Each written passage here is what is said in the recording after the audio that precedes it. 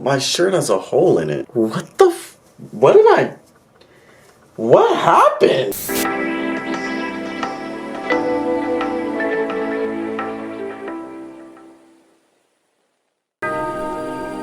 Section 1. Myth versus fact. Turn to page 7 in your workbook. Why am I reading? Myth or fact? Dreaming is necessary for regular. Fact. Nope. Alright, forget you too. Section 2. Lemon map. The Clinton map. Our studies have allowed us to zero in on the neural pathways that dreams exploit in the subconscious mind. A Clint map is an index of electric activity in a brain burdened by dream stimuli. Once mapped, this activity can be triggered by other controlled stimuli, including, and I couldn't read that. The opposite effect can be induced by using the inverse of the Kleitman map. Oh, what is this? Inducing your anti-dream. No two minds are alike. This instructional video was customized for you using the personalized Kleitman map in Sequence 1, Visual Calibration. Stare directly at the center of your television. Alright, as long as you don't chop freaky stuff and okay. Ugh. Don't. Sequence 2, Critical Memory. Critical Memory. Are these faces gonna be in my dreams or something? Cause I be having some freaky dreams. Don't take that out of context. Sequence 3, Calibration of the subconscious. Listen to the phrase and no faces. What? There are no faces. There are no faces. No faces.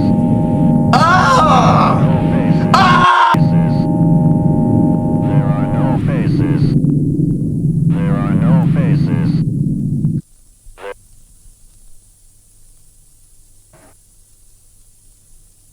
What the? Sequence 4. Read each phrase without. I would never sleep again. No good. We're our own God. What? Oh, what is this? Seriously. Consult your tactician if you're experiencing delayed results.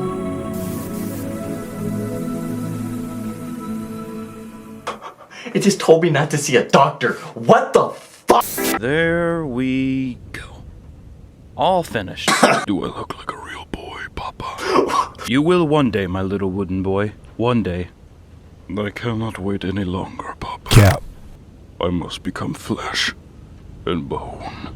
Dear God, Pinocchio, what are you doing?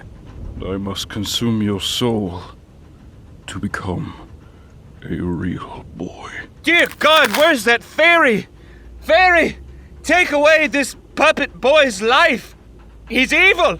He's nothing but pure evil. Jesus Christ, Lord have mercy on my soul. Please save me. Good Lord, where's a box of matches when I need it? What was that? It was a snowy night. Okay, hold up. It was a snowy night when I pulled into the parking lot of my gas station. I worked the overnight 11 to 7 shift and had been at the job for several months before this. Look at this dude. I parked in front of the building beside the only other car in the parking lot, which was my coworker's. Then I went inside and relieved him of his shift. He left a couple minutes later, and then it was just me for the rest of the night. My manager had a paper on the desk with some things to get done, but from reading it over, it wasn't all that much. My guess was that it would take no more than an hour total to complete all the tasks, so I tried to put it off as long as possible to save me from falling asleep once I started getting really tired. But as I sat there behind the desk, and somewhere around 12 a.m., a car pulled into the station. I glanced out the window, seeing an old SUV parked by one of the pumps. Of course, with it snowing outside, most people were not driving around, but getting a customer every once in a while was normal. I went back to my phone and scrolled through some videos, not paying much attention for probably 10 minutes, until I looked back outside and saw the SUV was still there by the pump.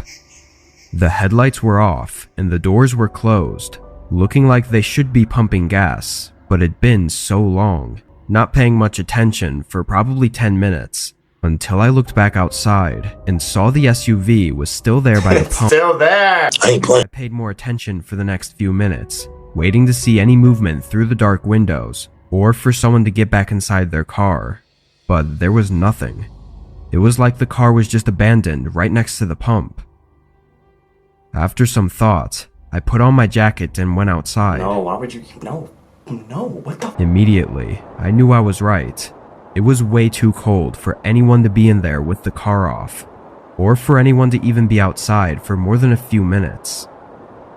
I rushed over to the car and looked around, then put my face close to the window and tried to look inside. Hello? Anyone in there? Just checking to see if you're okay. I called out, but from what I could see, there wasn't anyone inside. It wasn't exactly easy to see, so someone could have been, but I was pretty sure there wasn't. Now even more confused, I backed up and looked around at the empty gas station parking lot before starting to walk back. He's in the store now. I was just looking at the ground and noticed shoe prints in the snow going toward the building. Not really the front of the building, but kind of off to the side. I looked back and saw that they seemed to come from the car. But at this point, I was freezing and didn't want to investigate further without warming up a bit first. I got inside and turned on the small heater next to the counter, putting my hands in front of it to warm them up.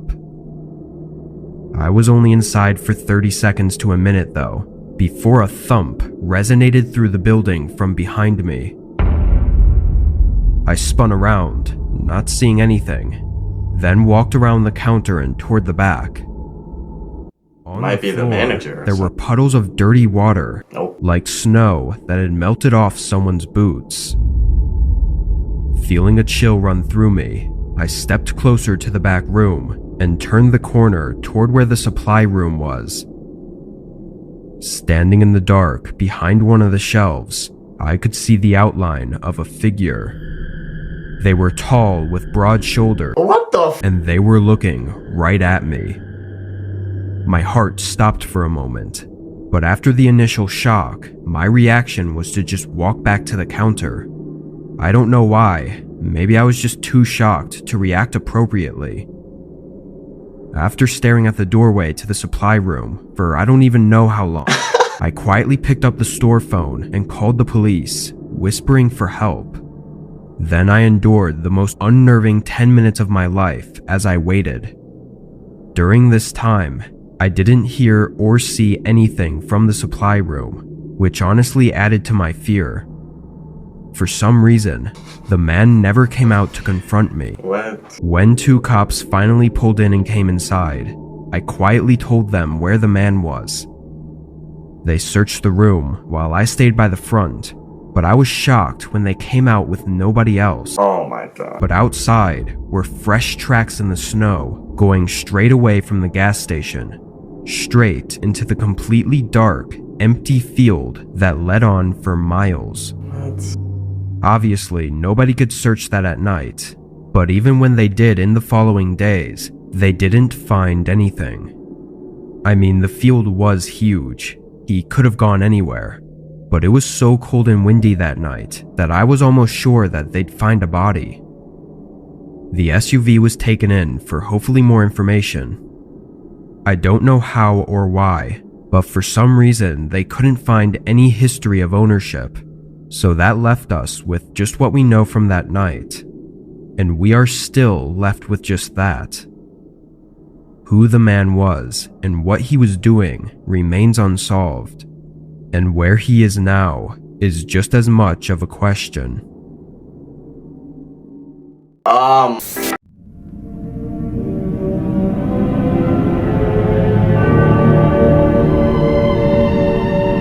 Recollection of the tragedy. During the first winter of the center's construction, the workers set up a Christmas tree just outside the entrance.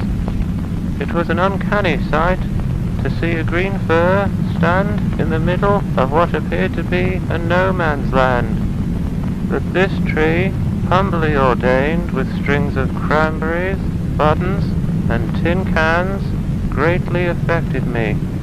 It demonstrated that even in the darkest of times, the American people will light the beacons of hope. I thought it could be the start of a great and inspiring tradition, so I traveled north to Babylon in search of a Christmas tree for the following year. Okay. 1937 is crazy. Damn. Virginia in Wonderland by Virginia. For 12 days and 12 nights, Mr. Rockefeller looked for the best tree in the forest. How about this one, Mr. Rockefeller? No, no, it's much too short. How about this one, Mr. Rockefeller? No, no, it's much too tall. How about this one, Mr. Rockefeller? No, no, it's much too average. Mr. Rockefeller soon feared that he would leave empty-handed. Then, on the 12th night, just as he was packing up his stuff, Mr. Rockefeller heard the sweetest tune in the air. It sounded as though the very wind itself had fallen in love. He and his men followed the song and found themselves at the base of a very, very special tree. How about this one, Mr. Rockefeller? It's perfect. For the rest of the night, the men swung their axes at the special tree. Chop, chop, chop. However, when the sun rose, the tree was still standing. Their axes had left no marks at all. Mr. Rockefeller was surprised. The next day, Mr. Rockefeller and his men laid 100 sticks of dynamite around the tree. What? 3, 2, 1, But why? boom! Yet, the special tree continued to stand. Mr. Rockefeller was surprised. So Mr. Rockefeller decided to hire the best team of grave diggers to take the tree out of the ground. After a week of digging, they told Mr. Rockefeller, "The tree will be out in 3 years at this rate." Mr. Rockefeller was surprised, but he decided to let the grave diggers work. Oh, they're gonna He would just... pick the next 3 best trees for the next 3 Christmases. But by the 4th year, the special tree was ready to display. Yeah, okay, that's...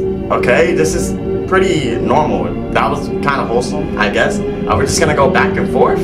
Bro, what the fuck? For the last 2 years, I have seldom mentioned the tragedy that occurred at the center.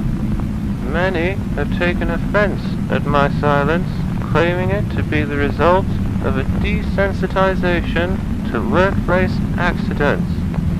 Indeed, I have seen enough accidents in 3 lifetimes, but nothing could have prepared me for what happened at the center. For some time now, my friends have blamed the center's original construction workers for the tragedy, since it was their very own Christmas tree that had started the whole tradition. But the truth is that their tree brought joy and wonder to the public. It was my tree, and my tree alone, that brought about the unprecedented loss. On a cold December morning in Midtown Manhattan, Rockefeller's men slowly raised the special tree.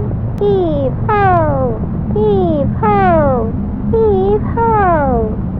By the afternoon, the special tree stood tall and still.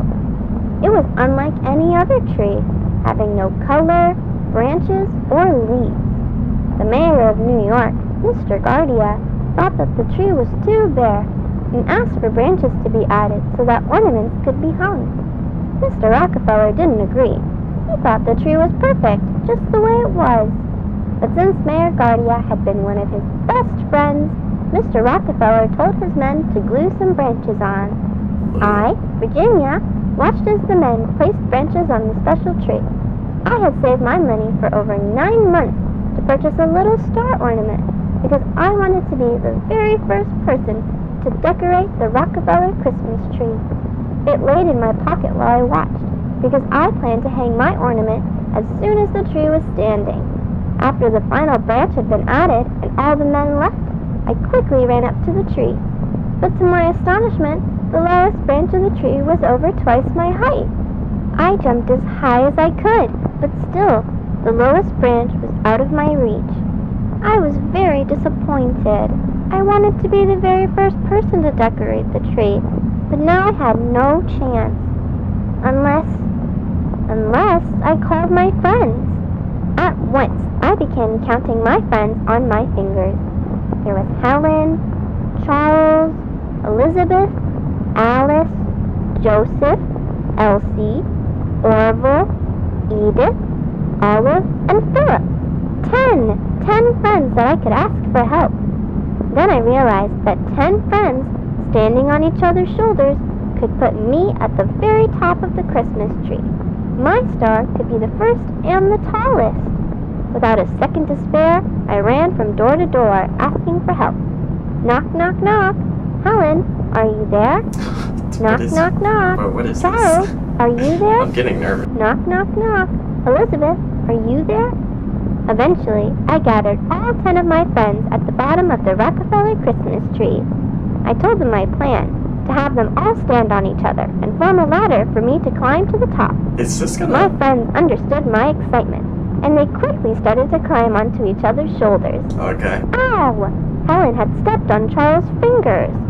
Ow! Charles had stepped on Elizabeth's fingers. Ow! Elizabeth had stepped on Alice's fingers. After many groans and tumbles, my friends formed a sturdy ladder, and I began to climb. My joy grew with every passing face, and before I knew it, I was at the very top, looking down at the tree.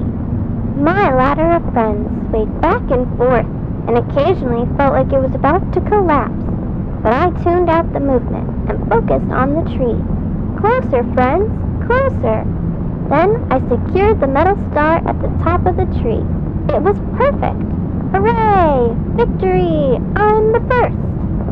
Just then, there was a strange sound. The tree began to shake. Its glued branches fell off all at once, and the entire tree slowly bent backwards. Soon, the very top of it touched the ground, forming a perfect arc.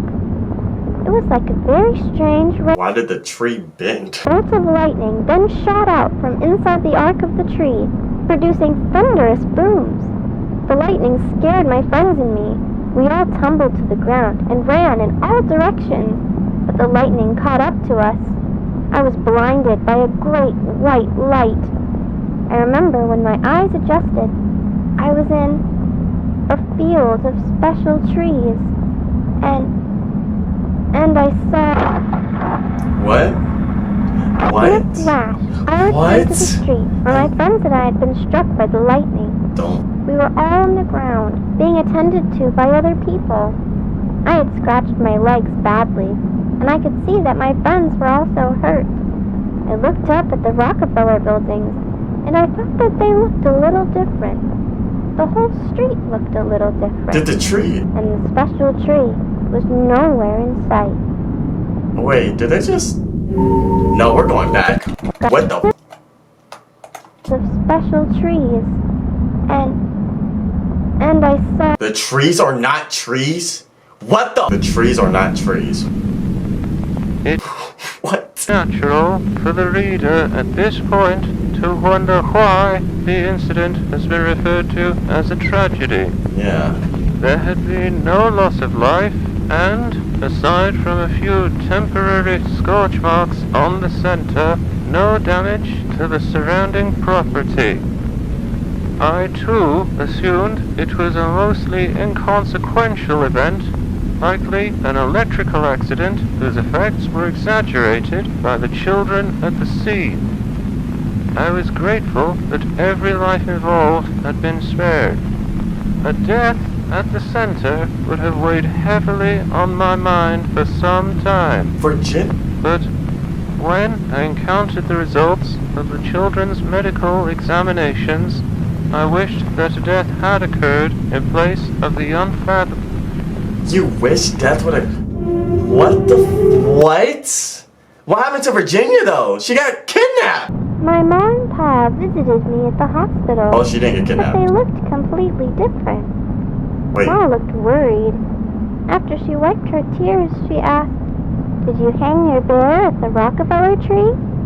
I answered, "It wasn't a bear. I was going to hang a star." To which they asked, "What do you mean?" Pa asked, "Where did you get these clothes?" I answered, "These are my clothes, the ones you helped me put on this morning." To which they asked, "What do you mean?" My ma then asked, "Why are there dots all over your face?" Did she go in another universe? My parents quietly left my bed and talked to my friends' parents. Then they all started to cry and yell. The nurses made them leave, which made me feel better. None of us thought that our real parents had visited, but they all did feel familiar. Orville and Philip were especially shaken. They didn't even share the same last name with their parents. The nurses tried to convince us that those who had visited us were our parents, and that we would come around to properly greet them after we healed. But it was hard to believe. Whenever I looked out the window, I saw that Manhattan looked different from memory. Mr. Rockefeller himself was kind enough to visit us in the hospital. He asked us whether we were okay, and then after some time, he and the nurses began to ask us some very easy questions about American history. With every reply, they would chuckle and shake their heads, until I told Mr. Rockefeller who I thought he was. He chuckled at first, and then became silent, as if the simple fact had deeply affected him. He had asked all my friends a few more questions about himself, and with each answer, he seemed a little more scared. Mr. Rockefeller quietly stood with the nurses for a while, before he wished us a Merry Christmas and left. That evening, the nurses took x-rays of us to make sure we hadn't broken our ribs. Usually, those taking the x-rays are more than happy to show their patients what the pictures looked like. But when I asked to see them, the nurses ignored me. I didn't fall asleep that night. I kept my ear close to the wall to hear what the nurses were saying next door. I heard one sentence over and over. "Everything's backwards." I wonder what they meant by Everything that. is I never backwards. told my friends, because I didn't want to scare them. But I spent the rest of the night with my hand to my chest, wondering if my heart was ever on the right side. But they're still functional. I guess it's just weird. Like the nurses saw the kids in the freaking x-ray and they thought they was gonna see a normal skeleton, but they see their heart and their foot. For several weeks, the children were kept under observation at the Columbia Presbyterian Hospital. I visited them as soon as I had the chance to. All the families of these children were deeply unsettled, but they had all independently come to the conclusion their child had been replaced by a doppelganger. They claimed that these new sons and daughters possessed substantial differences from their real children. The majority of differences involved altered physical attributes and the inability to recognize familiar locations and characters, such as their parents and their homes. Two boys even claimed to have names different to those that their mothers had given them at birth. Doppelgangers? What? But of all the discrepancies, the most bizarre was their faulty recollections of notable persons and events. For instance, each of the affected children claimed that I had become the wealthiest man in America through an oil monopoly. It is common knowledge that I did indeed work at an oil refinery in my youth, but to entirely deny my 2 terms as president and insist instead that I had always been a mere philanthropist struck me as being particularly odd. Okay. Families were agonized by the children's behavior. Some continued to search for their real children. I support their endeavors, for I do not believe that the children's afflictions were the result of hysteria. Okay, I think I might have a Every theory. day, I find myself recollecting the day that I had selected the tree. I have since realized the difficulties involved in the removal of it should have repeatedly discouraged me. And had I been discouraged, the families of those children would not be experiencing the anguish that they currently have. Perhaps I never had the opportunity to select another tree. Perhaps I was meant to select that tree regardless of my persistent character. Perhaps we are all trolleys, forced to follow the path of the track to each of our destinations. I take solace in that thought. Or perhaps the tree chose me.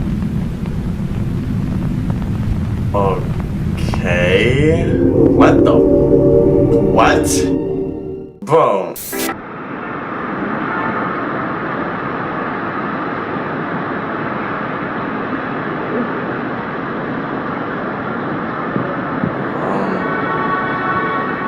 What the? Is that it? No. Is that it? What is that? What is that?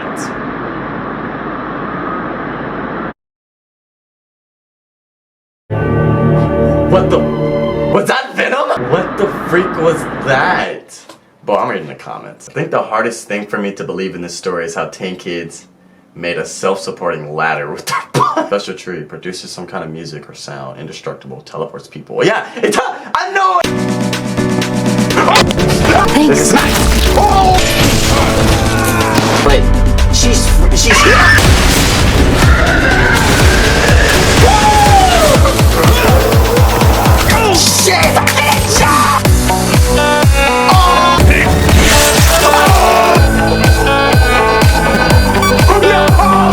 You know what else is creamy and what?